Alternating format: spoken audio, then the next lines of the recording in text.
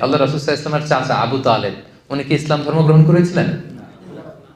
জানেন আপনারা, উনি কিন্তু ইসলাম ধর্ম গ্রহণ করেনি, মুশরিক ছিলেন। কি ছিলেন? শিরকের উপরই ইন্তেকাল করেছেন। এমনকি মৃত্যুর বিছানায় আল্লাহ রাসূল সাল্লাল্লাহু আলাইহি ওয়াসাল্লাম যে বললেন, চাচা একবার শুধু বলেন আশহাদু আল্লা ইলাহা ইল্লাল্লাহ ওয়া আশহাদু আন্না মুহাম্মাদান আবদুল্লাহি ওয়া রাসূলুহু, বাকিটা আমি আল্লাহর সাথে বুঝবো, শুধু একবার এটা আপনি আমাকে বলেন। কারণ আজীবন রাসূল সাল্লাল্লাহু আলাইহি ওয়াসাল্লামকে শেল্টার দিয়েছিলেন উনি, আর্থিক shelter, financial shelter, political shelter, social shelter.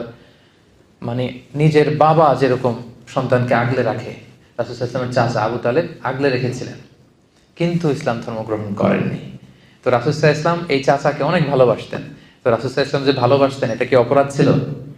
কারণ এটা সহজাত ভালোবাসা, এটা এমনিতেই চলে আসে। উনি মুশরিক ছিলেন, কিন্তু রাসূল সাল্লাল্লাহু আলাইহি ওয়াসাল্লাম অত্যন্ত ভালোবাসতেন। রাসূল সাল্লাল্লাহু আলাইহি ওয়াসাল্লামের প্রথম বিয়েটা আম্মা জান খাদিজাতুল কুবরা রাদিয়াল্লাহু তাআলা আনহার সাথে উনি নিজে পড়িয়েছেন।